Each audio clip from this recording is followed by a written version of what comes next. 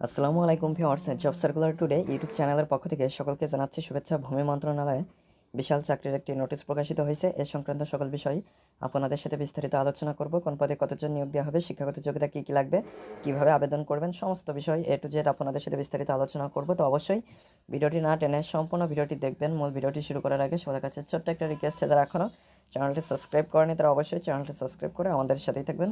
আর যারা Facebook page থেকে দেখছেন তারা অবশ্যই পেজটি ফলোতে রাখবেন। তাহলে চলুন মূল ভিডিওটি শুরু করা যাক। তো নোটিশটি 18 এপ্রিল 2024 প্রকাশিত হয়েছে। তো এখানে একটি মাত্রই পদ রয়েছে, সেটা হচ্ছে সার্ভেয়ার, যেখানে গ্রেড 14 অনুযায়ী বেতন স্কেল থাকছে। তো এখানে মোট 238 জন নিয়োগ দেওয়া হবে। তো এই পদটিতে আবেদন করার জন্য শিক্ষাগত যোগ্যতা স্বীকৃত কারিগরি শিক্ষা বোর্ডের অধীনে সার্ভে ইনস্টিটিউট হতে 4 বছর মেয়াদী ডিপ্লোমা ইন ইঞ্জিনিয়ারিং পরীক্ষায় উত্তীর্ণ হতে হবে। যে সকল জেলার প্রার্থী আবেদন করার প্রয়োজন নেই সেগুলো এখানে উল্লেখ করা রয়েছে, যেমন মানিকগঞ্জ, শরীয়তপুর, টাঙ্গাইল, চাঁদপুর, কুমিল্লা, খাগড়াছড়ি, রাঙ্গামাটি, রাজশাহী, পাবনা, সিরাজগঞ্জ, নওগাঁ, কুষ্টিয়া, পটুয়াখালী। তবে এতিম ও শারীরিক প্রতিবন্ধীর ক্ষেত্রে সকল জেলার প্রার্থী আবেদন করতে পারবেন। যারা আবেদন করতে চান তাদের বয়স 18 থেকে 30 বছরের ভিতরে বয়সটা থাকতে হবে। তো যারা শহীদ বীর মুক্তিযোদ্ধার পুত্রকন্যা আছেন তাদের ক্ষেত্রে 18 থেকে 32 বছর পর্যন্ত বয়স শিথিলযোগ্য। বয়স প্রমাণের ক্ষেত্রে কোনো প্রকার এফিডেভিট গ্রহণযোগ্য হবে না।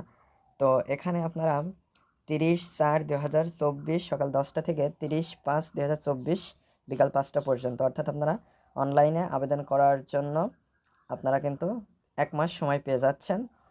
তো অনলাইনে আপনাদেরকে আবেদনটা করতে হবে। সরাসরি ডাকযোগে কোনো আবেদনপত্র গ্রহণ করা হবে না। সরাসরি বা ডাকযোগে প্রেরিত সকল আবেদনপত্র বাতিল মর্মে গণ্য হবে। মৌখিক পরীক্ষার সময় সকল সনদের মূল কপি প্রদর্শন করতে হবে।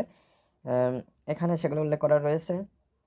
অনলাইনে পূরণকৃত আবেদনপত্র, 2 কপি পাসপোর্ট সাইজের সত্যায়িত ছবি, সকল শিক্ষাগত যোগ্যতার সনদ, সরকারি, আধা সরকারি, স্বায়ত্তশাসিত প্রতিষ্ঠানে কর্মরত প্রার্থীদের ক্ষেত্রে যথাযথ কর্তৃপক্ষ কর্তৃক প্রদত্ত অনাপত্তিপত্র, জেলার স্থায়ী বাসিন্দাদের প্রমাণপত্র, এরপরে এখানে মুক্তিযোদ্ধার কোটা থাকলে সেইটার সার্টিফিকেট লাগবে।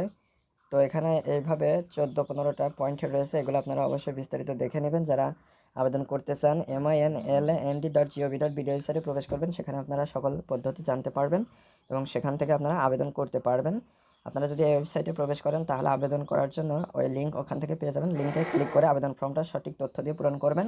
ফর্মে গিয়ে আপনাদের যে ছবি চাইবে সেই ছবির আপনারা আপলোড করবেন। সেই ছবিটা যদি তৈরি করতে না পারেন, কীভাবে তৈরি করতে হয় সে সম্পর্কে আমার ভিডিও রয়েছে, চাইলে আপনারা সেটা দেখে নিয়ে আবেদন করতে পারেন। তো এরপর আবেদনটা কমপ্লিট হয়ে গেলে আপনাদের অনলাইনের মাধ্যমে SMS-এর মাধ্যমে আপনার ফোনের মেসেজ অপশনে গিয়ে SMS করে টাকাটা জমা দিতে হবে। তো এই টাকা জমা দেওয়ার পদ্ধতি কিন্তু আপনারা সেখানে পেয়ে যাবেন। তো আজকের ভিডিওটি এ পর্যন্তই। ভিডিও সংক্রান্ত কোনো মতামত থাকলে অবশ্যই কমেন্ট করে জানাবেন। আর যারা চ্যানেলটিতে নতুন এবং যারা এখনও চ্যানেলটি সাবস্ক্রাইব করেনি তারা অবশ্যই চ্যানেলটি সাবস্ক্রাইব করে আমাদের সাথেই থাকবেন। আর যারা ফেসবুক পেজ থেকে দেখছেন তারা অবশ্যই পেজটি ফলো দিয়ে রাখবেন। তো পরবর্তী ভিডিওতে কথা হবে। আজকে এ পর্যন্তই। ধন্যবাদ সবাইকে।